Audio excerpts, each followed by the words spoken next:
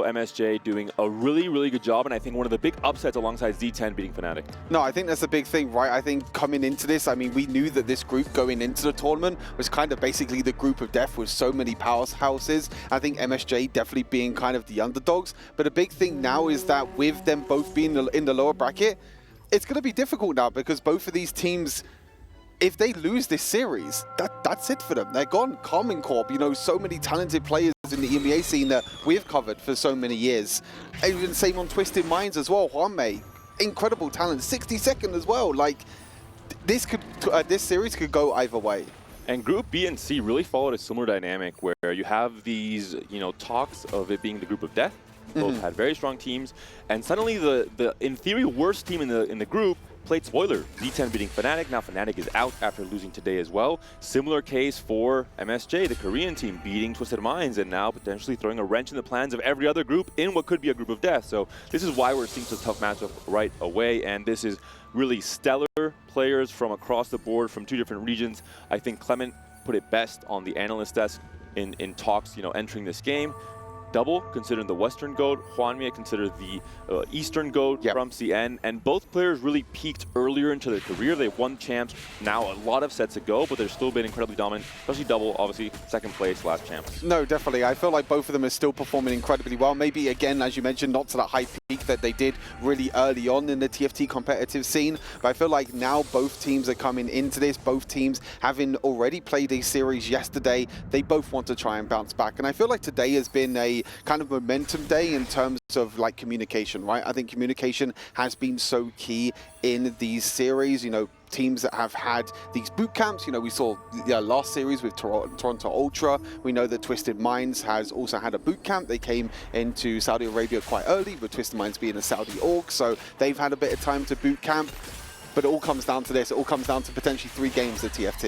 And let's talk about the portal for this game. Number one, completed Anvil, which means that a few things can happen. First of all, if you're playing Syndra and you find a Shojin, a Rageblade, one of the BIS items for Syndra, you can start scaling those casts much quicker. We see already some very strong options. Support Golem and Pilfer were there for Double 61. It will be the Support Golem in the end. And, well, talking about BIS Syndra items, there is an Asher's, there's a Rageblade. Unfortunately, there's not a Syndra right now, but, you know, a few more different shops, that can change. This is where the communication has to come in, because everyone's going to get a completed Anvil, right? Loads of people are going to get different options, whether it's Rageblade, whether it's Nash's Tooth. You could also get Quicksilver for likes of Kassadin as well. I love the Rageblade pickup.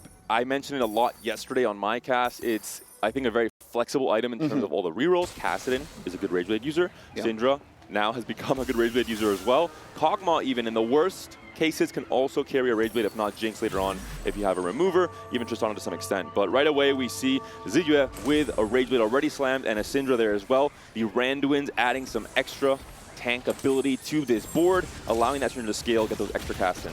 Yeah, I mean, even if you want to play these kind of tempo boards, we've been seeing quite a lot as well. If you don't want to go for the reroll in terms of Syndra, even though it is the best user, you can use it on things like Kalista later on as well. And I mean, worst case scenario, you could also probably use it on Karma. You know, again, another user that could be really well. So, in my opinion, like you said as well, I feel like Rageblade is probably one of the best, if not the best item out there at the moment in the current meta. And a loss here for Zidue. Usually a good thing for Syndra players because you have the priority on the first carousel. You have that chance to complete your second BIS item for that Syndra, which matters so much more than it usually does for finding BIS in your units because of how Syndra scales into the late game and can become an absolute win condition in her own right. One more thing to mention, I wonder if anyone's picked up any kind of Mogul's Mail, because I think with the extra completed item, it means you have a second or a third tank item already built, and you can get so much more gold value. It's, again, one of those scaling situations that, again, can become a win condition in its own right. No, definitely. And I feel like, in general, what we're seeing at the moment from these early stages is a lot of players not really slamming their items. We're already seeing it from 3 boards at the moment. We've got the 3 components on the bench, and we're just slamming, you know, little components, not even completing items, because we have that one completed item. That's 4 boards now that I've seen. We see Dark Hydra on the other side as well. Not actually building items and completing items, because no one really knows what direction they're going in. There's not a lot of Syndras, there's not a lot of Kassadins that have been put on these boards in the early game. Unfortunately for Hydra, picking up Epitaph, it's usually an argument you want to pick up at 4-2 because you have that many more units. You get immediately a lot of great value. It's a great combat augment. Then, early game, things like Unified, for example, similarly, do not give that much value. You just don't have that many units to get that scaling value from. So Hydra potentially going to lose streak stage 2. I think playing to Cassidy, it looks like as a BT slam, can of course go into a flex Fiora game plan, but that would delay, I think, his game plan by quite a bit. You can't really lose streak all of stage 2 and 3 and stay relevant in a 4v4 format. See the charm potentially being picked up. Coin flip, does he win? Doesn't look like he won. No gold this time, unfortunately, for the coin flip. Well, he did win. He has a Syndra with a Rage Blade. Oh, yeah, I mean, yeah, you can't win everything, right? You know, you can win the Syndra, you can win the Rage Blade, but sometimes you have to win the coin flip as well. That's what TFT is like. But Campus going to be taking up the Pliff area as well, being able to get the first unit that they can get from the enemy team once they kill it. This was actually used really, really well, I believe, in the previous series, where it was, I believe it was Replay, who was loose streaking, stacking the entire stage. He actually bought a Nunu, put it in his front line because he knew that his teammate wanted a Nunu, and I think it's such a cool strategy in which it can come around in terms of offense. And I would say you can dream even bigger than that. Why not do it with 4 costs as well? There is a super secret strategy of trying to go for a 3-star 4 cost by having your teammates feed you, you know, a Karma, a Fiora, some kind of unit where you already have 5 or 6 copies. You call to your teammates, hey, I need this unit. Try and play on your front line for a round or 2 if it fits to some extent without, you know, breaching your game too much. And I can hit a 3-star, maybe make that a win condition. So it's a very interesting augment. Yeah. Very good augment in the stats. Solo play, but in 4v4, it has that little extra team play element if you think outside of the box. No, I feel like it definitely is even better, to be fair, in 4v4 play compared to the solo as well. As we can see all the other augments at the bottom as well. We can see it picks up the Nashor's Tooth component on the Wukong as well. So some extra frontline plus a potentially, well, not potentially, guaranteed second BIS item for the Syndra. That is the name of the game in stage 2 for players who are trying to go for the Syndra reroll strategy, which are many. We see so many different Rage Blade, I think 4 in total in this stage 2, and we see many Syndras bought as well, 60-second, Canvas, Huanmie, and Zijue as well. Twisted Minds, yesterday, 2-0 defeat. They were playing a lot of Syndra, so something was going wrong in their game plan. Not entirely sure what that was.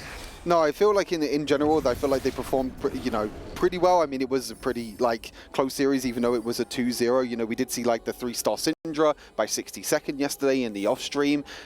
I think the problem with that game was that he didn't have any attack speed items, which I think is so crucial on Syndra. As a mage, you normally don't feel like these mages need attack speed, but because of the scaling from Syndra, it's really, really huge. The win streak potential here. Wet Jungler up against Snowy. 2 very healthy players, 2 very strong boards. Triple item Tristana thanks to the Fairy Crown. The Crown Guard on the Blitz. We'll see how much that can help with the shielding and the shielding from Blitz himself. Seraphine with a Morello, only 1.5 items essentially in this case compared to the Tristana, and it will be a pretty clean sweep here. The Jax doing so, or the Warwick rather, doing so much with the Gargoyle Stormplate. And on the other side as well, 60-second also going to be winning as well on the other side, actually slamming the Jeweled Gauntlet as well on these on the Syndra, which is super surprising, to be fair. I mean, it is going to keep his win streak as well. There is a meme in TFT that any Chinese player will, if they have the opportunity, slam Jeweled Gauntlet, and players in the West think that's always a mistake. That's the one thing that we can tease CN for. There's really nothing else because they are usually so good at TFT, and it seems to be the case here. Overall in the meta, players have stopped slamming any kind of damage items on Syndra. They really think that just attack speed is queen in this case, because you really just want to ramp that the own scaling ability of Syndra herself into that late game. But in some cases, I think CM players, if it's a tempo move, if you're defending a win streak, you will be slamming a JG. No, I think that in general, you will slam pretty much many items. I think that even the JG can be pretty flexible as well. It can be used on, still on the Syndra and other units as well, but I think it really depends. We see the picture-in-picture again, 2 of our win streak players trying to see if they can carry on, as Dark Hydra, as you mentioned, is going for that Kasten. Going well here for Twisted Minds, dodging each other to try and get the double win streak coming into stage 3. For Dark Hydra, as you mentioned, doesn't have the strongest augment right now in the early game with the Epitaph. It will scale and become a better augment later in the game. We see he is fully locked into Kassadin. He played a bit of Kassadin yesterday alongside that flexible game he played in game 2. Overall, I think it went okay. For the most part with Kog'Maw and Kassadin, it really depends on when you hit. And if you have that triple item tempo slam, we saw from Soju, for example, when they played Karmine Core, he just absolutely dominated that game 1 because he had that triple item Kassadin and an early upgrade to the tempo level. I think you totally hit the nail on the coffin there. You know, I think the big thing is being able to hit that casting 3 as early as possible. If you hit it too late, and if you're not going to be able to get that tempo with casting, which I feel like you need, because 2-star Kassadin is not as stable as like 2-star Syndra, for example. I think you are kind of playing a risk when you're playing Kassadin or Kog'Maw, because you need to hit that 3-star to actually hit that spike, which Dark Hydra is going to be looking to get. Does get a few units, does get a few extra bits of gold as well to start things off, and does get another bow. And does win against Krugs. You might think it's weird I mentioned this, but I'm going to throw one of our players under the bus here. Enzo from Branching Out did lose to Krugs earlier today on the B stream. Not sure the details, I've just heard rumors, but ideally, you don't want to be doing that in TFT. It will delay the loot you're getting. Yeah, we're supposed to be 2 EMEA casters, right? We're supposed to be hyping up our players. You're just shutting them down at this point. Come on. Listen, I'm starting off slow, and then the hype will come in when Karmine Core, you know, is ready to throw in that checkmate, throw in that 2-0 win over one of the favorites to do it as well. Twisted Minds, a very, very strong team. Overall, just a really, really great match. We're seeing a lot of 2-cost reroll game plans starting off. We'll see how that evolves in this stage 3, especially 3-2. That'll be the key point where players level to 6 relatively naturally with the leveling integers and try and make it for that roll down to try and get their 2-cost copies. Interesting thing here, 60second does have a spatula. Does look like he is also going for the Syndra, so it'd be interesting to see what that spatula can go into. I think in terms of the most popular spatulas that we've seen so far, in terms of emblems, you know, we've seen Witchcraft do incredibly well. Pyro is a possibility, but maybe not with these items. You can go for the likes of Fairy, maybe Eldritch, even though you need 2 spatulas to try and reach that 10 Eldritch, but in general, it's going to be interesting to see what 60second does, but is going to be losing this round, so he's going to lose that big streak. Snowy as well, a double loss streak, yeah, the loss on the loss streaks for the win streaks for both players. And our 3-2 augments coming in online. Cambiz is now with a delayed win streak, trying to keep things, you know, under the radar, making sure no one notices him too much, is now fully in the spotlight, HP leader, 95 HP, and we're seeing 2 healthy, a very, very strong option for a board that naturally plays many 2 costs already. Kwame says, yes, thank you very much. I'll pick that up right now and try and find some stability alongside a very early Nami on level 6. Early Nami is definitely very crucial. I feel like in general, a lot of players have been using Syndra 2 as kind of this tempo, as well as not just playing the reroll, using that Nami as kind of the secondary carry, but also for a little bit of extra stats as well. A lot of players rolling down at 3-2. Dark Hydra also rolling down, really wants to hit that Kassadin 2-star. Down to 10, no Kassadin 2. Really unfortunate here, especially when you play into a Band of Thieves, you have Epitaph, you say, hey, this is my big spike moment, I hit my upgrade, I'm good to go. But the game says no. No Kassadin 2 for you. Dark Hydra going to have a very hard time stabilizing now, even if he wins a fight or 2, unless he finds that Kassadin upgrade. I think this might even be tough even just to win this fight as well. He's going to even slam the red buff to try and get a little more damage on the Callista. But as you mentioned, with that Kassadin not even being upgraded to 2-star, and on the other side, we have the Rage Blade and the Nash's Tooth as well. So Dark Hydra in a really, really tough spot right now. Rolled down, tried to hit Kassadin 2, is already down to below 70 HP. So he's going to be in a really tough spot. Has to sell an Ashe early. Has to get on the Ashe 3 Dream if he wants to consider his econ in any way going to help him out there, because he's down to under 10 gold at this point in the game. Is very, very tough. Double also going down to below 10 gold as well. So both the Common Corp players are playing super aggressive. They're trying to make sure that they can stabilize their board, because they know Cambiz is in a perfect spot right now. Cambiz is on a win streak, looking to try and secure that first place. So now for Common Corp, it's about making sure they don't get these bot 4 placements. And this behavior, I think, is a clear reflection on what Double was saying when he was talking to Ian on the interview, saying we were missing something. I think now we're complete. I think they were missing the idea of playing more actively in Stage 3, of playing for higher tempo, of not losing and giving up too much HP, because even if you get really strong in Stage 4 and 5, if you've lost too much HP in Stage 3, which was the case playing against Milk and Soju and these very tempo-heavy boards, you're going to be in big trouble in 4v4. So that's what is happening here. Unfortunately, the game is saying, we don't care. You're going to still lose if you don't find your upgrade, and that's the case for now. No, even Cambiz going down to 30 HP, 30 gold as well, but Cambiz using that gold to level up instead. Very aggressive. Level 7 at Stage 3, round 3, is going to be hopefully winning this round. I mean, it'll be pretty tough to actually lose this. Actually loses the round, so the streak is gone for Cambiz. Double 61 is pretty low on gold. Dark Hydra is down to 3 gold now as well. I mean, in terms of how this early game is looking so far, EMEA are not looking as strong. No Kassadin on this carousel as well. There is a cloak on a Callista. If Hydra thinks that's what he needs, it's going to be a BT or a BF sword instead. And right now, 3 players with open spatula, Ziyue, 62nd, and Double 61. And there seems to be a little bit of leapfrog when it comes to the win streaks. Kambiz was on a win streak now, solo win streak, takes the loss, and now Ziyue rising up with a 5-win streak now, trying to stay healthy. And with a 2-cost reroll meta, this is where CN really thrives in past TFT sets coming into champs. The one thing that always benefited CN so much is that they play very high tempo. They're very used to rolling down to 10 gold on 3-2 and playing around 2-cost and 3-cost reroll metas across so many different sets of TFT. That is perfectly reflected right now with Kog'Maw, Syndra, and Kassadin dominating. Yeah, for sure. I feel like day number 1 was a bit of a mix in terms of the meta, but I feel like now day 1 is kind of over and we're nearly at the end of day 2 now, with this being our last series of the day. Players are starting to adapt to this meta in terms of 4v4 meta. Obviously the meta in terms of Syndra and Kassadin is not changed, but in terms of when to hit your spikes, when to roll your gold, it is going to be so important. What a Morgul's Mail on the other side, you did mention this as well with the Gargle Stone Plate, a really strong combo for 62nd to get a little bit more gold as the game goes on. A little bit later than would be ideal. Obviously at 2-1 you have that much more time to really scale your economy. It really helps you get a massive snowball effect from 2-1 onwards, but we're seeing the effect of this Mogul's Mill now. It was already nerfed after PBE. Still, I think, almost an insta-pick if you have the right setup for it. Wukong, any 2-cost Vanguard as well with the right itemization. With a completed Anvil, you have that extra bit of items to help you out in that case. For Dark Hydra, finally gets 2 wins, so it looks like the investment economically has finally mitigated the bleeding that was happening in Stage 2. That being said, with how heavy of a roll down he had to do for only a Kassadin 2, not Kassadin 3, which we saw some players hitting yesterday, or at 3-2 for example, it means that I think his game plan is already very much stunted in terms of the cap he can hit with this comp, and he might have to switch to that Grief Man tactics of trying to pick up opponents' reroll units, trying to make their opponents' lives more difficult, and with Epitaph trying to get strong in Stage 4, and at the very least, try and scratch a 6 or 7.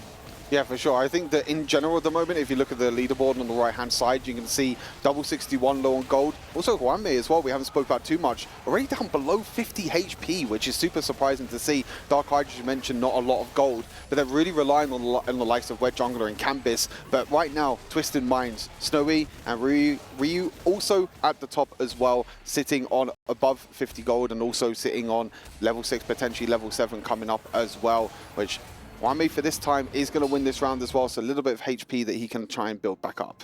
This is where the Pilfer, I think, is hurting Kambiz. We've seen now 2 mirror matchups between his Syndra and Twisted Mind player Syndra's, and he's lost both in this Stage 3. Obviously down a combat strength augment, that makes a little bit of sense. I think few players will be able to hit the Syndra 3 in this game, even with the increased amount of units in that 2-cost pool. We've seen like, what, 4, 5 different Syndra boards for now. I think most of them will be tempo Syndra boards, trying to get to 7, maybe even 8 or 9 with the right setup, and just try and play for placements. I mean, using the units like the Karma, like the Nami as well, is what we've been seeing quite a lot throughout this tournament, trying to use that as kind of the secondary carry, using Syndra 2 to just stabilize your board throughout the stage. But with 80 plus gold at the moment for 62nd, is going to level 8 already for 62nd. So there's going to be a big roll down here for 62nd, trying to hit some of the units that he wants to try and hit, trying to maybe stabilize his front line a little bit more, try and at least hit a Syndra 2. That could also be pretty helpful as well, but actually going to change things around with that spatula available, can maybe look to try and use the fairy emblem. Does have the Tear of the Goddess as well, so can make that as an opportunity. So really nice adaptation. 62nd, a lot of items on the item bench, loses an orb that was in the middle of his board, is facing a teammate, so let's just say calculated from our CN players. Planned. They never make any mistakes, of course. He's on to now Kalista as his carry has sold the Syndra off. I wonder if he communicated that to his teammates as well, saying, hey, I'm selling Syndra, start rolling now. But right away, we are seeing a fairy emblem. Could this be a vertical fairy attempt? We're seeing a Kalista being played here. We're seeing a Kalista pair as well, a Rage Blade being slammed into what will be a longer fight. Kalista in multi-strikers, the stats kind of say that, hey, you don't want to build Rage Blade, but in longer fights with vertical fairy, you might want to. And immediately there is a reroll on the Fairy Crown option. Prismatic Augments enter the game at 4-2, elevating the tempo, adding that many more resources to what is already a pretty crazy matchup here. I'm not too sure. I did. Hold on. The 60-second just build a fairy crown, but then just skipped past like. Well, you have to make use of the spatula he had somehow. I think True. It might just be getting value from it. You might play a 4 fairy board or just 2 fairies for now to get some value from it. It does, of course, work well on Kalista because she attacks so quickly with Rage Blade especially. Yes. I mean, I thought that we could have seen, like you mentioned, like the vertical fairy with like the fairy crown potentially being picked up with the fairy emblem already being built. I think actually went for the Randuins in the end. Yeah, the double Randuins. I mean, this as well is a very, very strong augment because you can get double the range and also the effect goes up by, I believe, like 70%. So you get so much tankiness for your whole team. And Clement was warning us on the analyst desk, calling 60-second a flashy, creative player. That's the case here. 6 fairy, a comp that not many players are trying to go for. We'll see what 60-second has been hiding, what kind of tech he has for us in terms of creativity, which is something that I think we've really needed in this tournament when it comes to the current meta.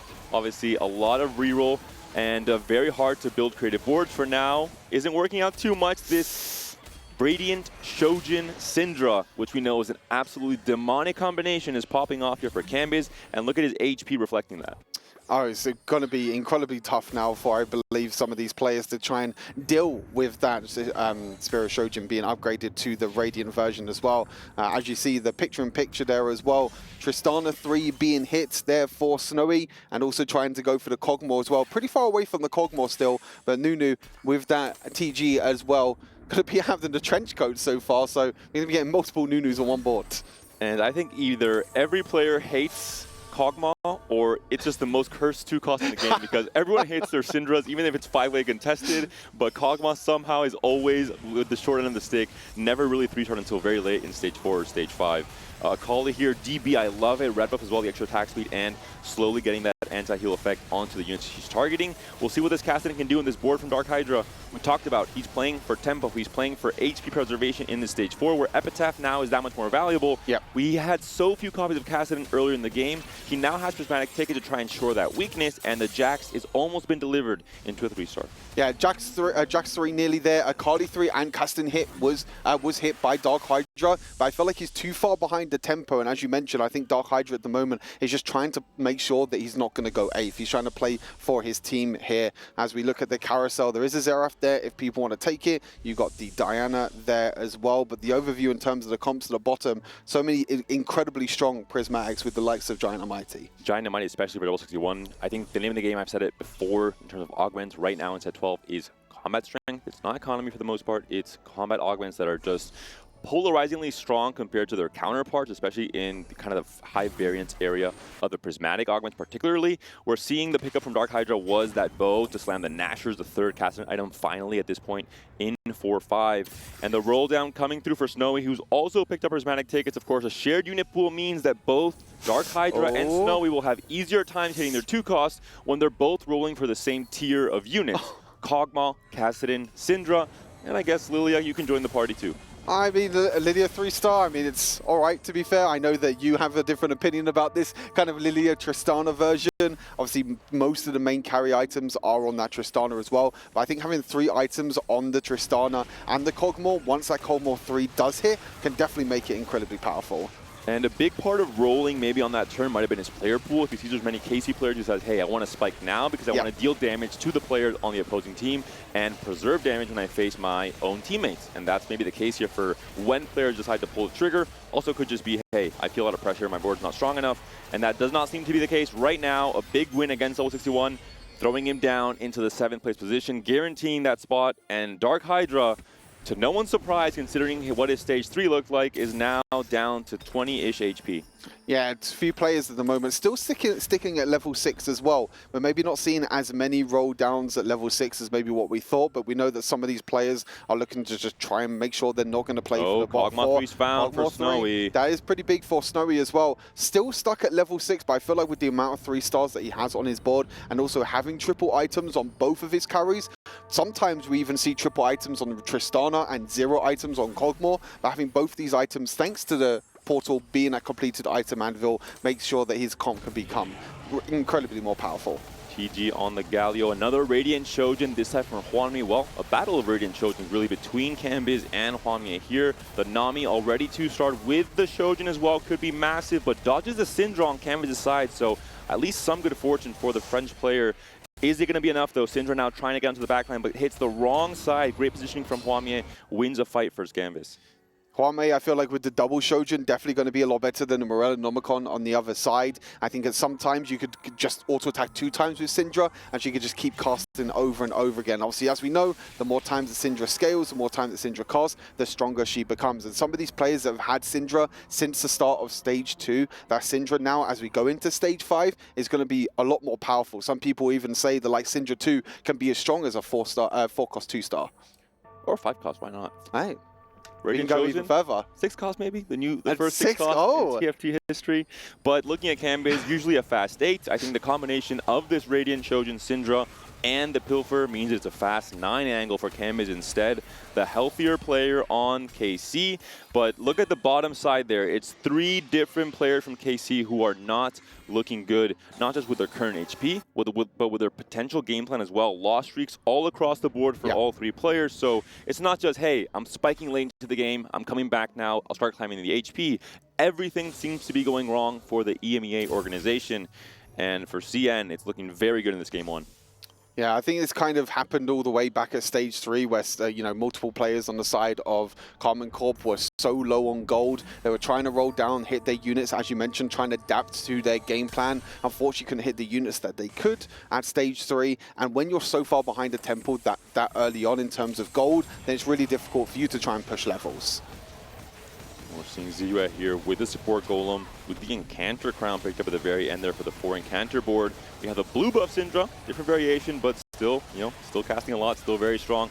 We'll see if Kambiz can get this win. He is right now the sole hope of Karmine Corp in terms of preserving HP. The Syndra once again onto the wrong side. Will not matter, it seems like, but it does in the end. Barely any HP left, but Ziyue Syndra will stay alive, and Dark Hydra will not.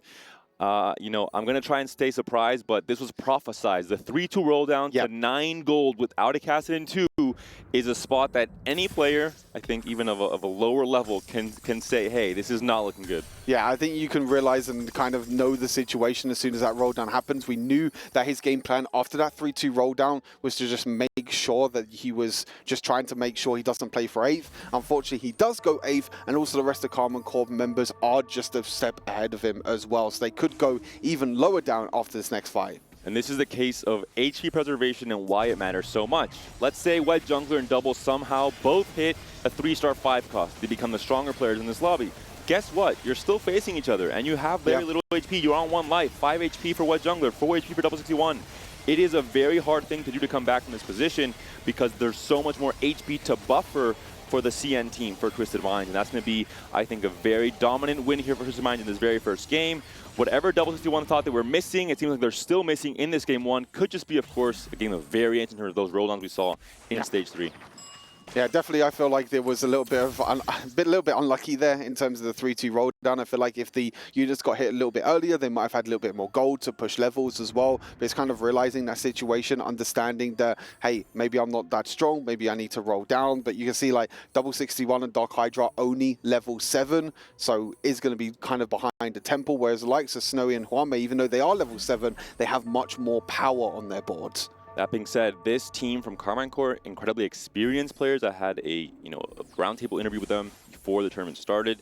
They seem very mentally composed. They seemed like they could come back from any situation mentally and still perform well. We saw it with Toronto Ultra versus Falcons. Falcons had a clean sweep in game 2. Didn't matter. Toronto Ultra still won the series. The same can happen here. They can bounce back from this, come back in game 2, force in game 3, and again, force a series win and eliminate Twisted Minds in the process. But this game right now looking very, very doomed. It's a great setup from Wet Jungler. It looked like a strong board. Radiant TG on a Fiora. You have Spellblades, Karma with good items, but it seems to not be enough. 3 eliminations, all 3 from Karmine Corp, Wet Jungler, Double 61, and Dark Hydra not able to make it work. Kambiz, the sole hope, but already we know this is a match for Twisted Minds, for the CN team. And it was actually 2 team kills in the end as well that did it for Karmine Corp, unfortunately. As you mentioned, even though these boards, you do want to try and get them as strong as possible. Unfortunately, they had to play with each other eventually, and as you mentioned, because you lose so much health in the early stages, which is something that we're starting to realize as the tournament goes on, is that players' boards are trying to get a lot stronger in stage 3 to try and preserve HP. If you lose too much HP, by the time stage 4, stage 5 comes around and you start to play against each other, you are going to get team kills, which is exactly what happened. 2 team kills in this game for Karmine Corp, and I feel like this is time for them to kind of relax, to kind of recoup, to go into the next game, because we know the Twisted Minds have won this one, and kind of rethink a different strategy. Maybe observe, what is this team doing against us that is working so well? And for now, the composition in terms of the team format in general is 2 Syndras, 1 Syndra tempoed into a Kalista board, just a 4-cost flex board really, and 1 Kog'Maw that actually hit thanks to that prismatic ticket pickup at 4-2.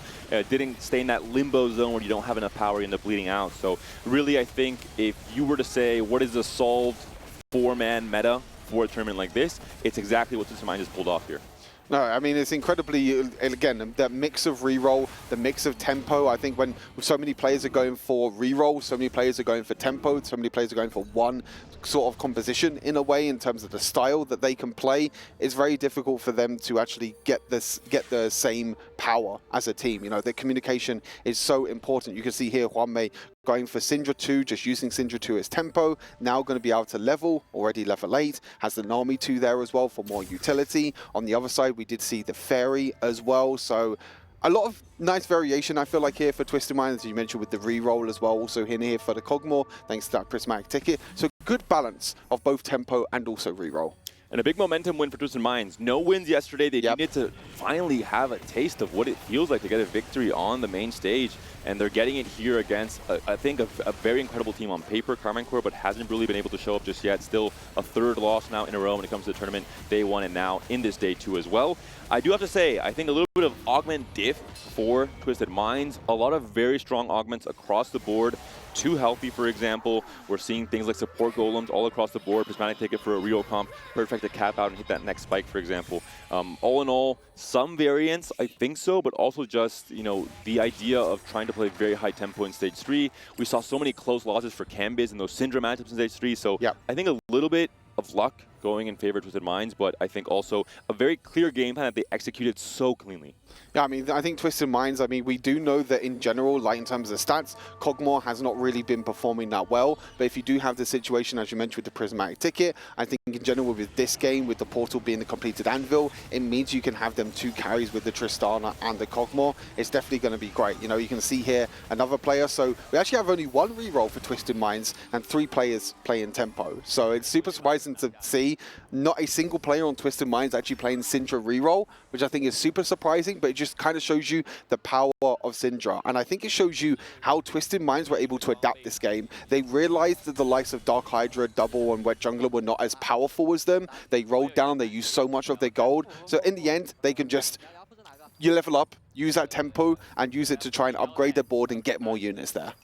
And Snowy, I'm sure he has a hand warmer somewhere on the stage, but he says, why use a hand warmer when I can just roll down 40 gold, keep my APM nice and heavy. We're seeing some team comms here as well, which is great to hear from Twisted Minds, and it seems to be they're very calm. They're communicating cleanly. I think in really we haven't heard many team comms yet, and I think it's an essential part of 4v4. When we look at a lot of pro players streaming TFT, they're complaining, they're yapping, they're frustrated, they're entertaining their audience. When it comes to 4v4, there is, I think, no chance to distract your teammates. There's so much information occurring at the same time. There's so much going on your board. You're scouting other players. You're trying to form a team game plan. You have to be very concise with any words that you speak, and that seems to be the case for the CN team. I feel like in general it's very difficult at the moment to actually get into the situation where the teams actually, as you mentioned, they need to communicate. I think a lot of these players are not used to communicating, not saying that they don't communicate at all. You know, maybe us gamers, we don't communicate too much, but I think in general, TFT players, most of them like to keep themselves, especially in the CN region. You don't have a lot of groups going around, or a lot of study groups going around, but I feel like this tournament has definitely brought the CN region together, which is also great to see, but it also means that, as you mentioned, there are so many things to think about in one round. You have 30 seconds to talk about 4 different boards, the different charms, the different items, the different units. There are so many things. Yeah, the matchmaking, that I think causes the most overload mentally because you're not used to talking about matchmaking in a team setting where you're thinking about all the different variations of what if I face him? What do I do? Do I position here? Should you position and make a weaker board to not deal damage to me, for example? There's a lot going on in 4v4. It's that extra layer of strategy and only the absolute brightest mind, not just in TFT, but I think, you know, IQ-wise as well, can pull off the things we're seeing here, the clean play that we're getting as an absolute treat across these 4 days. And as you mentioned, I think it's about the priority as well. I think that's the big thing, right? You know, matchmaking, I think, being one of the highest priorities, making sure, especially in the later stages of the game, that you communicate who you're coming up against, maybe figure out who's going to be against the Ghost. That can also be another thing as well, which could be a huge communication. But Campus still alive here, still trying to get that first place. Not too sure if he's going to get it in the end. We might get another team kill. Could be our third team kill of this game, which is not really something we see too much in a game of TFT, especially in this 4 versus 4 format. But I feel like this Radiant Spear Shoujin is just way too strong, and it is going to mean Ziwei is going to get knocked out in third place. And Campus, even though his team's knocked out, he's like, hey, I still want to get that first place. I still want to get that pride on the line. But again, it's about the communication now for Karmine Corp going into next game. Campus seems to have been held hostage during this last stage, just saying, what am I still doing here? We've already lost this game, but of course you have this chance to talk to your team, to use this time effectively to say, hey, what went wrong? Did we get unlucky? Did something fail in our game plan? Did we not go for the right augments, the right comps? Did we roll down in the wrong times? Did we not hold enough, cogmons or different units? This is a learning moment, especially when you have your back against the wall. This is what could be an elimination, not just series, but match coming up, a game 2 that could be the very last one for Karmine Corp. One thing to note here, Yuumi on the right side there in the front line, a little secret tech, she body blocks units. She is filling a space on your board, and despite her obviously quickly going into that Syndra, into a tank later on, she does count as a block unit in terms of the movement pathing for your opponent's board in the start of that round. So actually a key thing to know if you want to really min-max your positioning in TFT in set 12. Secret tech's coming here from Panda, but unfortunately for Cambiz and unfortunately for Karmine Corp, there was no secret tech this time around. And Twisted Minds take game number 1 confidently, cleanly and calmly, and you can see all of them. No celebrations yet. They know the job is still not done. They still have one more game potentially to go to try and close out this series and move into that decider match tomorrow. Except for Snowy, all of these players know what it means to find success in TFT. Yes. Karmine Corp, 3 EMEA champions are a part of that team, alongside What Jungler, one of the, I think, best performing rising stars in terms of raw talent across the last 4 or 5 sets in EMEA. They've all been to TFT champs as well, the global tournament held at the end of every set, except for Snowy. Snowy is that unique pickup due to his recent performances in the TOC community tournaments that Clement has been talking about on the analyst desk, and it seems like he's showing up. He's a reroll master. He has finally saved Kog'Maw from the depths of the 6.0 average, getting a little bit of a better result in this game number 1. And all in all, a lot of Syndra dominating again, but I think Twisted Mind showcasing Syndra as an option to level up, to find a tempo game plan and not going for the reroll. I think one thing that you briefly mentioned as well is in terms of making sure that you actually block away the Kog'Maw. We saw the likes of Dark Hydra and Double 61 going down to below 10 HP. None of them were holding Kog'Maw. None of them were holding Nunu at all. That being said, the Prismatic ticket at 4-2 completely invalidated that. You have so much extra gold and extra chances to find your 3 stars. That's going to be very close to the end of this game 1. We're going to go into game 2 very shortly, but first, a break. Get some snacks, get some drinks, and come back to us because there's a very exciting elimination match coming up for Karmine Corp especially. OK， 拿一下，拿一下。OK， 拿下。漂亮漂亮。nice。OK。他发 GG。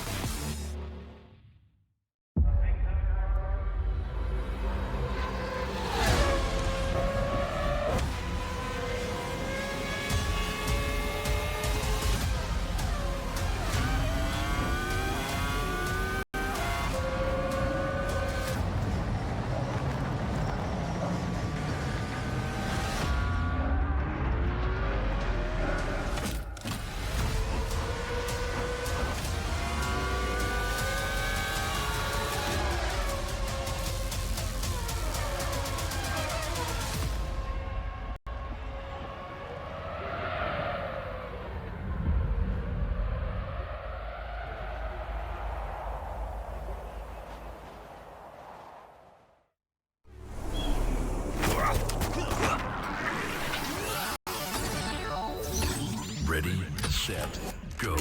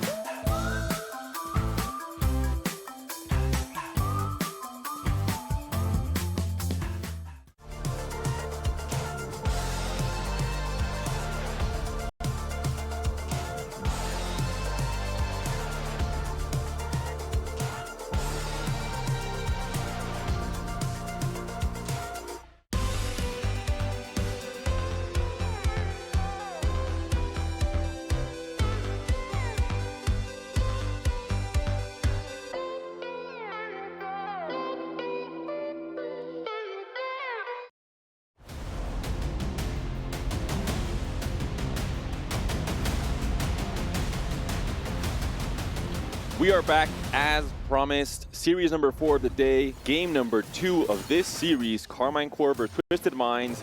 And after this game 1, Karmine Corp has their backs against the blue wall. Wink, wink. We're not on camera, but I hope you caught that one, Stuart. And I hope for the Karmine Corp family, which is I think what this team is in terms of the connection that players like 61 and Canvas have with their org. They've been playing for them for so long. They have a very deep connection with all of the staff and the owners. And as a favorite from EMEA, as a dream team from EMEA, more is expected of them. And this game 2 is their chance to prove it. I mean, they need to step up. They need to step up absolutely huge. They need to come up with a plan that definitely was different from the previous one. We know that they have the backing of the Karmine Corp community as well. The fans are obviously always going to be supporting them, even through the ups and the downs. We've known that throughout the TFT's lifetime with, you know, 61 and Canvas. But at the moment, it's one game away. If they lose this next game, their keys will be crushed and they'll be out of the tournament in day number 2. And a Herculean effort is required from them right now because it's not any team that they're facing. They're facing off against, I would say, one of the favorites from one of the strongest regions in TFT globally, CN. And that's Twisted Minds with an all-star roster. Ziyue, 62nd, Hwamie, and a newcomer, I would say, to the international stage, Snowy, but someone that has already proven in this game 1 that he knows what it takes to execute a reroll game plan. And guess what, Stuart? We're in a reroll meta. Hey, reroll metas. We all have rerolls, don't we? I personally do. Syndra's, Kassadin's. I mean, I know you've definitely been playing a lot of reroll. I've been watching your games. I haven't been backseating because I'm definitely not as good as you, but I've been watching your games and I've been seeing a lot of Syndra, a lot of Kassadin. And we'll see if that'll be the name of the game coming to this game 2 as well. If we see any extra creativity, we did see Syndra as a tempo option into a Callista board, for example. Yes. So there are options to use her as a tool to make it to level 8 in a healthy manner, in a, healthy both in HP and in gold potentially. But right away, could we see a little bit of a musical portal coming up? The players, they baited us, they've tricked us, they've made us, their #1 enemies. Crabbrave is no longer in the books. It will be the Golden Gala instead. 3 golden augments, and I'm already thinking about a few very strong ones that we saw last game. 2 healthy, Pilfer, Support Golem, Inspiring Epitaph later in 4-2 as well. I think the big thing we haven't really seen too much, which I thought we was going to see a lot more, is definitely hero augments. That is a possibility with these gold augments coming around as well. Lights of Sweet Tooth, we did see how well Kog'Maw has done in the previous game. Unfortunately, in terms of the stats, has not been performing very well, but a drop already for Canvas. Maybe this is the luck that they need. Not just a drop, but the moment that the Syndra was dropped, Canvas started cheering in his player cam. So I think we get a good idea of how this is so strong, especially when you have a BF sword dropped, especially when you have a chance to get a few extra stacks by throwing your Syndra to the not literal wolves, but to the wolves in this case, in stage 1, allowing her to take some damage. And TFT, of course, you get mana for casting, for auto-attacking, and you get mana for taking damage as well. It's how tanks thrive, and cast abilities, really. And in this case, Syndra becomes a tank against weak opposition to cast just a little bit extra in stage 1. No, exactly, and as we know, the more cast she's able to do, the more she's able to scale as well. So here's a little tip for everyone at home. Cassiopeia as well on the shop if you want to pick that up. Pick up that Incanter to start things up, that Incanter pair. Cassiopeia, I mean, I feel like at the start of this patch and the start of set 12, a lot of people were also trying to reroll Cassiopeia at the same time. Maybe was a little bit of a bait unit, but I think a lot of players have kind of adapted away from that, use the likes of the Karma and the Nami instead as that secondary carry. Anytime a low-cost unit can be rerolled and is good with Rage Blades, everyone goes crazy. But Cassiopeia has now been called an 18 gold bot when she becomes 3-starred because she doesn't do too much in the late game. She doesn't scale as much, of course, as Syndra does. Right away, 4 cams, we saw 2 great components. We'll see what that ends up becoming. He had a BF sword and a bow, which of course can become a Rage Blade, a Nashor's, and a Shojin that we've seen so much of already with the Syndra reroll game plan. 3 gold augments, of course, for this player and for everyone. Snowy could maybe go once again into a reroll line with Not Today, into Cast In, or maybe just Sleight of Hand for a tempo start. Slamming, of course, feeds you into a tempo game plan, which is a little bit dicey because then that 4-2 roll down, if you miss, you're in big trouble when you're playing Karma. I think Slamming has been picked up by a few players in terms of tempo. Now he's going to be the one that's picked up this time around. Has to obviously slam the items, make sure that you can pick up some use some items very well. Maybe the likes of the Crown Guard can be built. Blue buff can obviously be used later on if you are playing tempo to try and go towards the Karma. So I have to see what Snowy uses in terms of his items because he needs to use his items to make sure he gets the extra XP.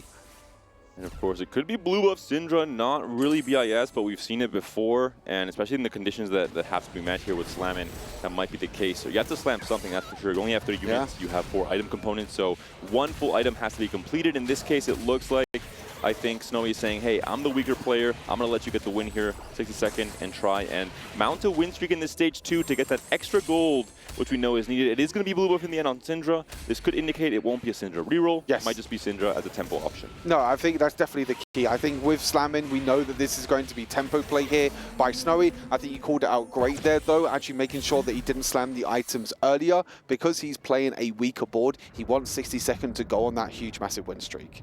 And Wet Jungler wants to be the hero in this game. Number 2, gonna dip into the Honeymancer line. Gonna have the Kog'Maw very early on, has a potential Shojin as well. Yes, Kog'Maw also wants a Shojin. It seems like it's the same items for most of these units. Shojin's really just only useless for the multi-striker line, but a lot of overlap with Shojins and Rage Blades across so many different rerolls. Yes. And of course, Gargoyles. Really you want to help have this 1 mega tank to stall out to help your comp scale into the later stages of the fight. And does also have the augment as well, which is always also gonna help out with the Honeymancer as well, get that little bit of extra damage in the end. Flexible is an augment that we have been seeing quite a bit, to be fair. It has been a bit up and down, I feel like, in terms of the stats. The stats are pretty good overall, but you can low roll a little bit with Flexible. You can maybe hit some of these not so good emblems. I feel like if you hit the likes of these vertical emblems, like the likes of Fairy, Eldritch, Witchcraft, if you can hit them emblems, it can be very, very good. But I feel like for a player like Kwame, it's so good for him because he is such a flexible player. We know how strong he is as a player as well. Even though we are this early on into a set, he can adapt to whatever emblem he gets given. And it seems already we're getting our matchups in terms of this becoming maybe a fighting game. We have 2 Honeymancer players already. Hwanmie going to be facing off against Wet Jungler. We're certainly going to have at least 2 Syndra players on each of these teams. And then we'll see what the rest of our players are cooking up. It's going to be the 1 flexible player, so that's 1 player you know is going to be doing some alternate game plan. We've seen it with things like Build Different. We've seen it with things like 4-cost flex around Kalista, around Karma, around Fiora in the past as well. And starting off with a win streak, Wet Jungler, Dark Hydra, Hwanmie, 2 wins already. We'll see if anyone can make it into that 5 win streak space. And if the matchmaking favors maybe multiple teams having 2 win streakers all to stage 2. And Dark Hydra going for Magic Wand as well, prioritizing this Rage Blade. Could potentially pick up another Rage Blade as well. Does have 2 really good components on the bench as well. He's not going to have the carousel priority, unfortunately. He is going to lose this round. He's not going to get a big carousel priority, but hopefully he can get either a bow or a tier there to try and complete one of the other items. But Snowy going to be able to win this round, so it is on a 2 streak as well. So even with slamming, still going to get more XP. And Double did purposely open for it and lose many of these rounds because he thinks it's so important with pumping up, with the attack speed you get from it, to try and get the best possible component to finalize an item for the Syndra. Picks up a second bow. He can slam a red buff, or he can wait until Krugs continue the open fort and make the best itemization combination. It could be a Rage Blade plus a Nasher with the bow he just picked up. Yep. And if he finds a sword, that's a 3-item Syndra waiting in the wings if he finds the unit, of course. And it looks like, in general, at the moment, there are 4 Syndras on the boards. Maybe some players not actually going for reroll, because we know that Snowy is also going to go for the power play in terms of the tempo because of the way slamming works. As you mentioned, with this pumping up at the moment, is going to be prioritizing the bow. Be interesting to see what actually happens here with Double 61 and what direction he wants to go in as well. But 40 gold to start things off is just going to be sacrificing this entire stage. Is going to be trying to ruin the lose streak, of the likes of Zue as well, because he also is on a 3-loss streak. A little update, we saw it on the B stream, or I saw it at least, not on the main stream, but there was a Fortune Favors the Bold pickup from Travis from Z10 earlier today, and because the opposing team was trying to end that lose streak, we had 2 players open forwarding until 3-5 after the stage 3 carousel. They both ended up on like 30-something HP and then had to try and scramble and make a board on level 8 to stay alive. So it's a game plan that, of course, in the 4v4 you have to make because economy matters, and especially when it matters so much to having the extra gold at 3-2 to roll down on 6 and find the copies of the units you need. We did see Zizue was on the cast in the game plan. It looks like we're seeing him now here, and he has a few components that could lead into that. The QSS can be slammed. We have, of course, the potential Hodge as well. So a few different combinations. I think maybe also with the loss, you're going to be waiting until Krugs to, after he gets the extra item components, then decide what is the BIS, what is the best fight I can make for the cast and the Akali. And it's really going to depend now what this matchmaking is going to be like for these 2 players, because we know that Double 61 and Zue also both want to lose this round. So as the portals come on through, as the people come and go, they are not going to be playing against each other. So both these players are potentially going to be lose streaking, or are they? Cambiz actually front-lining the Syndra not and trapping the Warwick. But putting Warwick in jail. He's been not a good boy, apparently. Warwick, been a bad wolf. And is this going to work out? It looks like it is. Chem is a masterful game plan. We heard about frontlining Syndra in Stage 1, but apparently in Stage 2, it's also the tech. Incredible play there by Cambiz, and that's so big in terms of the communication as well, making sure that, hey, I might not have a streak, but I can ruin someone else's streak. And in this instance, ruin the streak of a reroll player like the casting as well is so incredible. It's going to eventually move that to the back Warwick line. is a good boy now. He gets upgraded to a 2-star. The front line is looking good for now. Of course, these are 1-cost units, but the temporary front line is there for Cambiz. Might not have to roll down too heavily at 3-2 like we saw from Dark Hydra last game, because he already has a Syndra pair, has just found one now. And we're looking at a unique positioning. Soraka also frontline now, trying to maximize the cast that you get off of your key Syndra on the right there. Has to make sure that you just keep casting over and over again. The Rage Blade stacking obviously does work during the minion rounds as well, so that's exactly what you're going to be able to do. Just make sure that you keep casting over and over wants again. To slam a Shojin, not the case just yet. Nope. Half a Nashor's, half a Shojin potentially there. But the rest of the items looking a little bit awkward. The double sword is something you almost never want unless you have a double tier, and there's one at the very least there. 1 tier is definitely a good start here as well. Another emblem coming in for Huamne is Witchcraft. Strong. Yeah, Witchcraft Poppy, we have Bastion Witchcraft. We could see a vertical Witchcraft game plan. We saw it from a few players today. Chusa from Z10 played a Witchcraft game and had a dominant streak in Stage 4 and 5. Yeah, I feel like the big game plan here is now trying to find some tiers. I think that's one thing that you might be a little bit behind here for Huamne. You do have a few really good items for Fiora. We know that is kind of one of the carries with Witchcraft. We want that Witchcraft emblem on the likes of Karma because of her AoE damage and the way that Witchcraft trait works. Dark Hydra has also seemingly found a good combination of items for his own Syndra game plan.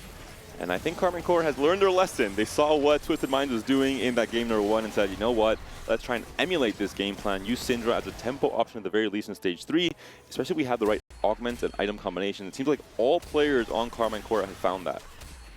This could be a situation as well where Dark Hydra, if he wants to, can also use this Syndra as kind of a tempo and try and move it into Callista. We did see it in the previous game as well. Double Rage Blade is pretty good for the Callista because of the way that she just stacks over time. Another gold augment to come up. One important thing is the speed at which you pick your augment at 3-2, so you have priority on the first few rolls on level 6 on 3-2. This is a speedrun category in set 12, buddy. We're going that far into details now? Listen, I mean, this is a 4v4 Premier global competition. Min-maxing and finding small edges is the name of the game, and that's something that players, I have to assume, are certainly keeping in mind. And you can see here multiple roll downs on both of our screens here. Double 61 on the left-hand side, trying to find that Syndra 2. Hasn't even found a Syndra pair. Is going to find a Syndra pair now. Is going to be picking up, but is probably going to be rolling down again to 10 gold. But with so many Syndras out the pool, it's so difficult to try and pick that up. Below 10 gold now for Double 61.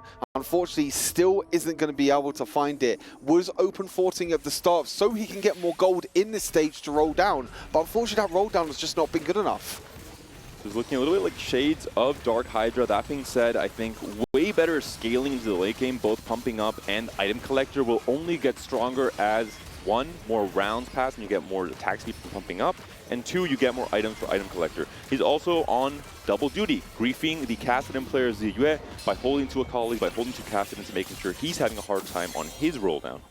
I think that's one big thing that they didn't really do. I mean, as you mentioned, there was that prismatic ticket for the Cogmore in the end, but I feel like it does make it a little bit harder for the Cogmore to hit, the reroll Cogmore to hit when you are holding some more units as well. But on the other side, we are seeing the Wukong with Gargoyle. Here's something that we have been seeing a few times during today.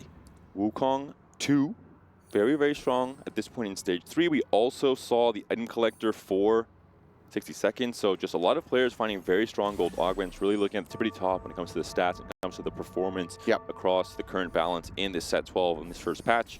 Dark Hydra finds Syndra 2. We see a lot of players haven't found the Syndra 2, understandably so. There's so many players holding at least a few copies. And this is another big thing now with Karmine Corp. You can see Double 61, 1 gold. 7 loss streak. Hasn't hit anything at the moment yet, unfortunately, so it does seem like, again, it hasn't really been hit for them. But again, 60-second also there on 10 gold, but because he was able to kind of save that little bit of HP during the early stages, he was able to actually get a little bit higher on HP to start things off. Dark Hydra is going to be taking a little bit of a hit. It seems to be a bit of a flip because, as you mentioned, you know, I feel like Double 61 does seem like at the moment is kind of mirroring what Double 61 was mirroring what Dark Hydra was doing in game number 1. But with this carousel coming up as well, nothing really too crazy. We are going to be seeing a few bows and a few tiers being picked up. One good thing is that the KC cousins, Cambiz and Double 61, do have that first pick priority. They can either A, instantly pick whatever they think is best, or try and stall out, wait for their next teammate in the pecking order to try and pick up the right components for them and defend from the opposing side. If they feel pressure, they'll pick it up themselves. That's the case for Cambiz, picking up the Tom Kench with a tier. And all of a sudden, Double 61 especially, you have to be looking at someone like him when he had 50 gold at the end of stage 2. All that gold has evaporated, and it really hasn't translated to much on his current board. He is going to be in Grief Man mode for this game, holding 3 Kassadins, holding 2 Akalis, making Ziyue's life more difficult, someone who's also on the lower end of the HP standings. But Wet Jungler is a player that I want to talk about, Stuart, because there's something you saw, you pointed out. Yep. Bit of a sweet tooth. Yeah, bit of a sweet tooth indeed. Something that I love to see as well. As you can see there, sweet tooth being picked up with the Honeymancy, the augment as well, being able to get picked up as well. So you got more beasts, you got more chomp noms from Nunu, you got scaling from Nunu, and you also have the backline carries as well. Unfortunately, hasn't picked up the Cogmore 2-star just yet, but Wet Jungler is still sitting on 40 gold. Hasn't rolled down as aggressively as some of these other players, but I feel like with this Nunu scaling, even if he loses a few of these rounds, Wet Jungler definitely looks like he's in a very, very positive spot. And Wet Jungler, you know, taking up the challenge of being griefed on Cogmore because he is fully locked in. Double augments where he has nowhere else to go. The Cogmore is his only way out. And the Sweet Tooth is a very strong augment in solo queue when you're playing individually. No one in your lobby is usually trying to terrorize you by picking up all your units every single game. In a 4v4 format, it's much trickier because everyone now knows, hey, a lot of the strength of the augment he's picked up is locked into finding a 3-star because he is trying to play a hero unit on his board, a Nunu in this case. And now with a Sweet Tooth, he's going to become really a tank carry who scales off of the extra HP. And we can already see as well on the bench, more Nunus being picked up as well. So this game feels a lot different to the previous one. It feels like there's a few more rerolls this time around, and there's a few more players actually keeping units on the bench. We didn't see it too much in the previous game, but we have Nunus on the bench, we have Kassadin 2s on the bench, and so much more.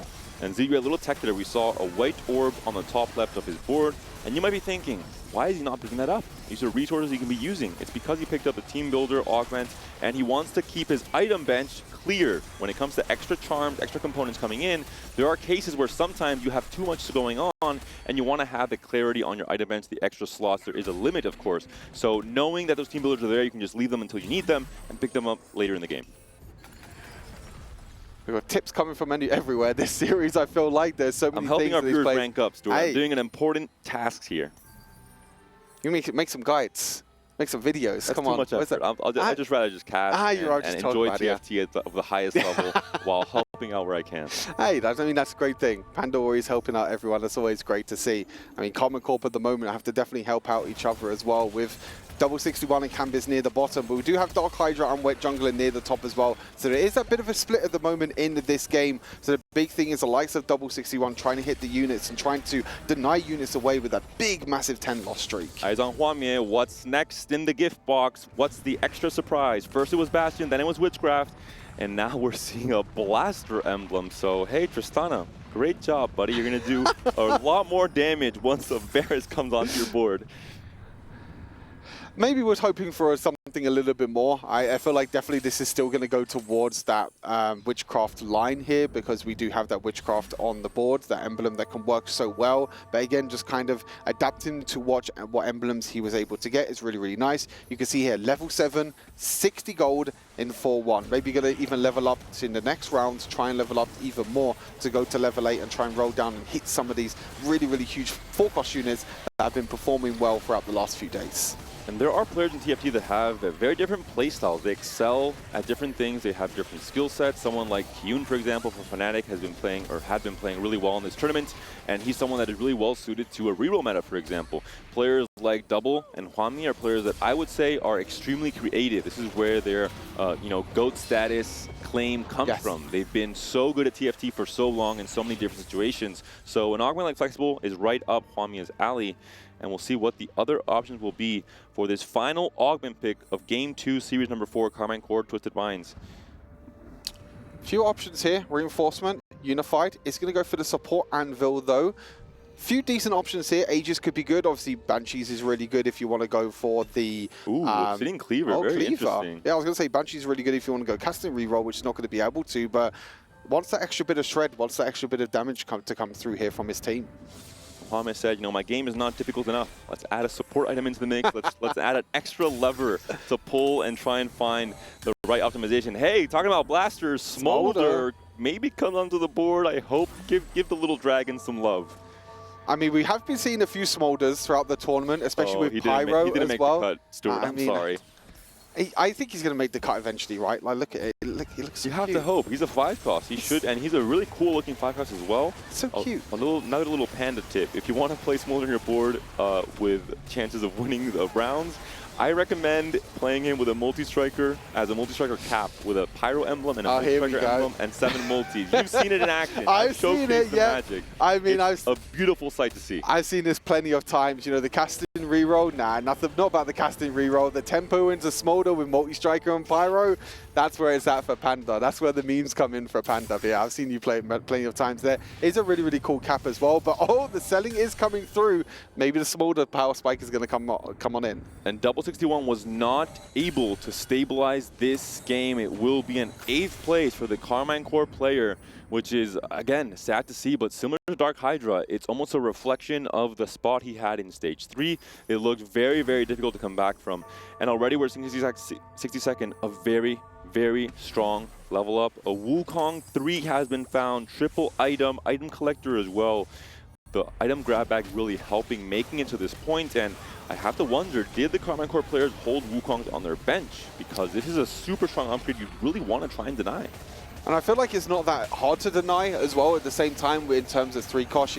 We did see the likes of Double 61 on the bench actually holding the Kassadins in the way, but maybe not realizing, maybe not scouting enough, and maybe not communicating enough that Wukong could also be another opportunity for a 3-star to come in. And as you mentioned, with Double 61 going down to 4-3, which is super early on. We know he was in a really rough spot. He was trying to deny some away, but for now we're going to be seeing the overview of all of the compositions. Bastion Emblem being picked up as well by Wed Jungler. The Nunu 3-star has been hit as well, but he hasn't hit any of the other 3-stars just yet. So Wed Jungler does have a possibility to try and go on up there. Does he want to pick up a belt? No, he wants to go for an offensive component instead of going for a third Nunu item. In this case, we're looking at Canvas, picked up Martyr, a great item, a great augment rather, that scales similar to Epitaph, much better into the late game because you just have more units that can proc that effect. It's not an augment that says this only works for the first 3 or 4 units to die. There's no limit, so the more units you can put onto your board, the better. And Wed Jungler on the ultimate Grief Man mode duties, he signed up and he never left the job. 6 Kassadins on his bench, making sure that Ziyue has a hard time. Still for Ziyue, it's 56 HP, so the tempo game plan has worked to some extent. He's still alive at the very least at this point in stage 4, but it is a loss streak. It is maybe a projection towards a downwards trend.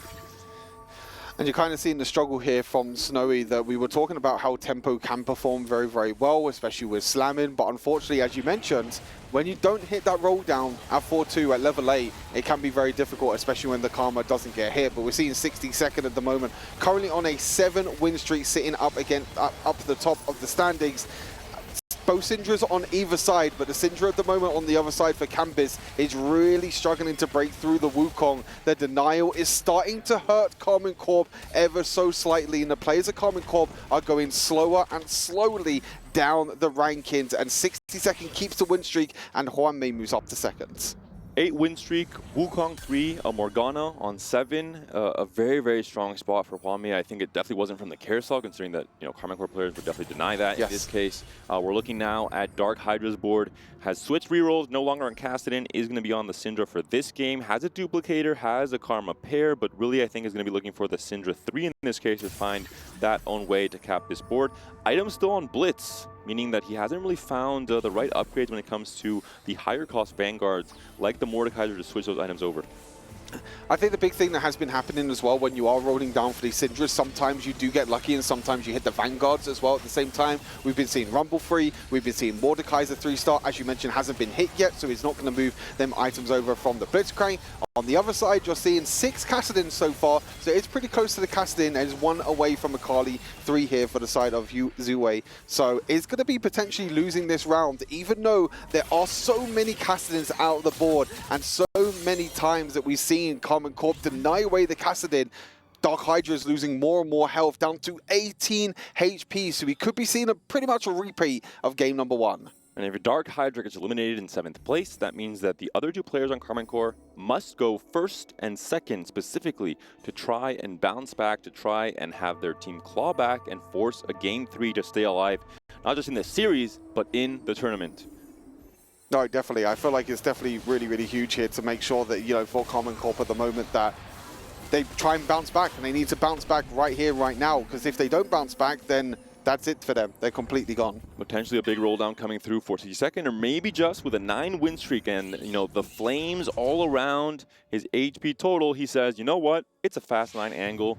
Wukong 3 is enough to get me online. And for Wed Jungler, similarly so, he's going to try and 3-star every 2 cost in the game. He has the Nunu 3, he has the Kog'Maw 3, Tristana a few copies off, and finally sells the Kassadins. I have to imagine that means that Ziyue has hit himself, and Wed Jungler has said, okay, I'm clocking off, my job here is done. It might not even be that he's been hit. We haven't actually seen. Oh, okay, he has hit. He was one off with a team builder, so I mean, I have to imagine. I mean, I was expecting kind of maybe he hasn't hit it, but he had one Kog'Maw in his bench, so he had to sell them off in the end. We'll have to wait. Maybe that could have been the case as well. But we're seeing both the Twisted Mind members coming up head to head at the moment. Ziyue with the multi-strikers with that static shield on the back line as well. The Kassadin is struggling to break through this Wukong, and I think Wukong in general has been a super underrated unit throughout the entire tournament so far, with so many times the Wukong being super tanky in the front line and allowing the likes of Syndra and Karma to scale as the fight goes on. The Giga Nasus is here trying to fight for Snowy, the Karma. So it's going to be with the Slammin first augment that we saw. We have already kind of expected that tempo game plan that is online here. And for Dark Hydra, double Rage Bait Syndra, maybe not strong enough. 4 HP right now. Blitz 3, do you make the cut? let's see. The Smolder has made the cut, so I'm very excited about that. And the the Rumble is Smolder living his smack best boy. life. Chrono, Witchcraft, Bastion, Rumble. Possibly the first time ever seen in Set 12 history. I mean, there's so many different ways in which you can use these Look at these emblems, right? upgrades coming Nasus in, as well. the Nasus as well, so just a lot of 2-stars coming online. You know what's better than one Smolder? It's 2 Smolders, baby. 2 Smolders online. The flights are going to be commencing, but again, it's going to be really struggling against this Wukong 3, this Gargle Stone play in the front line. The shields are coming in after every single cast. Hey, you might be a fan of Smolder, but I think the fan is definitely going to be coming on through for Wukong here. Just shredding through the entire board here. Not a single unit dying this time around. That was the inauguration of Smolder Airlines. Unfortunately, the first and last flights, Monkey has taken both of those planes down, and there will be no more Smolders in the sky area for now, at the very least. Again, very tough for Smolder to get through that Wukong. Yes. Just so tanky, the Wukong 3 with perfect itemization. And I think at this point, it's very difficult for any carry to really go through the Wukong. You know, we're seeing Syndra struggling. Obviously, we know Karma doesn't really do a lot of single target damage, does a lot of AoE damage. Smolder is definitely going to struggle as well. We do actually see the items being popped off of the Smolder here. Maybe you trying to use Varus as a carry instead. Hwami, I think, taking my request a bit too seriously. I asked for Smolder, he plays 2. I say Smolder's not so strong, he takes the items off of him. Hwami, play your own game, buddy. You can definitely play TFT much better than my request will make you indicate. But the Nunu will see what he can do here for Wet Jungler. Dark Hydra also won his last fight. He has to win this one as well to stay alive, to make it a little bit easier for Karmine Corp to try and come back into this game. Can the Nunu do it? Can the Nunu chew through the Smolder? He can. He goes onto the Hui. He moves down to the main carry, the Varus. He can't get him in one chomp, but the ult does not take him down. The Nasus versus the Nunu. The Nunu reigns supreme. Tristana, you're trying your best, but it's not going to be good enough. 180 stacks on the Archangel. And for Dark Hydra, it's an elimination station. Hwami and Ziyue as well. So all of a sudden, a very, very, very scary round just occurred. And the big thing now is that with this situation, Campus and Wet Jungler need to go top 2 to keep their dreams alive in this tournament. The problem is they have the beast that is 60 seconds sitting at the top. I mean, he's definitely been going to be surviving a lot more than 60 seconds this time around. 12 win streak, 80 HP. There is such a big difference between 60 second and Campus. Who's the beast? Is it 60 second or is it that Wukong 3 that has been preserving so much HP? Once it was hit, not a single loss has come through. Not a single player has been able to build a board that can take down that unit. Snowy has the option for a Camille 2 with the TG right now online and the BT as well. You can go for a double BT now, so you can pop off the TG as well by slamming the BT on the Camille, but not going to be the option that Snowy wants to go for. I think keeping that TG is totally fine. I think especially if you want more items on the Camille, but we can see both the fights going on either side. The Nunu 3-star, again, really, really big fight here for Wet Jungler on the right-hand side, coming up against the beast that is 60 second. Can do it. Nunu chomp through the Wukong? He cannot. And that means the 60 second is going to win another fight, 13 rounds in a row. And Karmine Corp are probably going to be having nightmares of the Wukong spinning around and around. And on the other side, Snowy is actually beating Campus as well. So it's full steam ahead for the Twisted Minds members. Snowy and 60 second known as the mechanical god from CN, a high APM player, a veteran presence in the CN community. Snowy, more of a newcomer, but back-to-back games, showing up when it matters most, giving Twisted Minds a massive edge coming into the final few fights, coming to the stage 6, maybe even just this stage number 5, the last fight. If Wet Jungler is taken down, he's only on 4 HP, that's GG, no re, game over for Karmine Corp. The real struggle here is trying to make sure that you can try and break through the Wukong. But for this time, it's a different beast for Wet Jungler. You have to try and break through the Nasus. The Nunu's actually targeting the dummy in the end, which is not something that Wet Jungler would want to see. But now it's straight onto the Nasus. But with that double BT, is going to have a lot of healing in the end as well. The Camille jumping in onto the Nunu as well. The single target is there. The AoE damage from the Karma as well means that the Kog'Maw's going to be taking a lot of damage. And I think this is going to be it. We're hearing the comms for Twisted Minds. We're seeing their reactions. They know they've done the math, but a desperate plea has been picked up. Wet Jungler praying to the gods above, trying his best to stay in the game, trying his best with the Nunu to scale just that tiny bit more, with the sweet tooth to be satisfied for maybe a win to come through. And Kambiz now also on elimination station, down to 11 HP, did not win that last fight. 2 losses for Kambiz and for Wet Jungler. The projection is not looking good. A miracle will be needed for Karmine Corp to stay alive in this game, in this series, and in this tournament.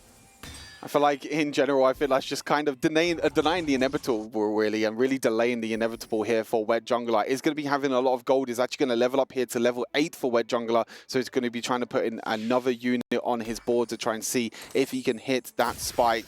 But this game has all been about 60 seconds. It's all been about this Wukong 3. A misstep. Itemizing the Karma before popping the Artifact Anvil means that you could have picked up a Blighting Jewel. It will be the Eternal Winter on the Rakan instead. Wukong placed on the bench, back on the board, trying to trick, I don't know if his teammates or if Karmine Corp, but we'll see as the fight loads in. It is Kambiz versus Wet Jungler. Kambiz has to make his board weak enough. He's done so by placing the Karma in the front, giving the Nunu a tasty little snack. And Nunu can now scale a little bit faster into maybe a long fight. We're going to have to hope the Syndra isn't enough. It shouldn't be, considering that one of the secondary carry for Kambiz has been taken down. The Syndra is locked onto the Nunu, but the Nunu is now coming towards her, and that means that Kambiz, does he have said Desperate Plea as well? Surely not. That will be Kambiz. He is still alive. It is a second Desperate Plea. Once again, the prayers have been answered. Replay showed everyone how it was done earlier today in Game 1 of their series versus Falcons, and Karmine Corp, with their notebooks out, they have the tech online, back-to-back. Oh my goodness. The tech is to roll down, trying to find as many Desperate Pleas as possible. They have to shoot through 80 HP. They have to find more Desperate Pleas. I'm not even sure if you can buy 2 Desperate Pleas in one game. I'm not sure if you're locked out. Someone please give me the information.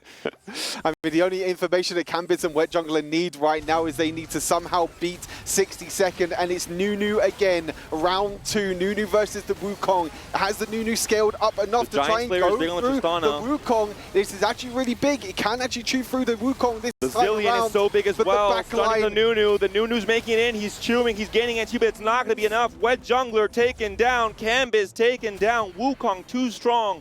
60 second too strong. Twisted Minds too strong. One of the favorites for the entire tournament. They had a misstep yesterday, losing 2-0 to MSJ, but they've come back and eliminated one of the stronger teams from EMEA, the dream team from EMEA, the combination of the best players from France and Germany. Double 61, Kambiz, Dark Hydra, and Wet Jungler, they tried their absolute best. They faced incredibly strong competition in what I think is the Group B, Group of Death. First Vitality, now Twisted Minds. Unfortunately, the end of the road for the French organization. And we are going to be seeing Twisted Minds again tomorrow as well in that decider, which I think is going to be such a huge game for them to try and bounce back, to try and make sure that they can get to that point where they feel like they are strong enough. I think this is a great comeback for them. This is a great comeback for this team. I think Wanmei stepped up. Snowy as well is a player that, hey, we didn't know too much about coming into this tournament, but I think he's definitely proven himself as well. Whether it's on the reroll, whether it's on the flexible line, whether it's on the slamming line as well, which we saw in this game as well. But as we take a look back at the highlights, again, it was kind of Karmine Corp trying to roll down at stage 3 again, but unfortunately, when that roll down came on through, it was enough, and Nunu wasn't enough to break the Wukong down. This team from Twisted Minds, they're just getting started. Job not done. They lost their first series yesterday, which means they have to continue their comeback in the group stage. They have one more match to decide if they'll be making playoffs or not.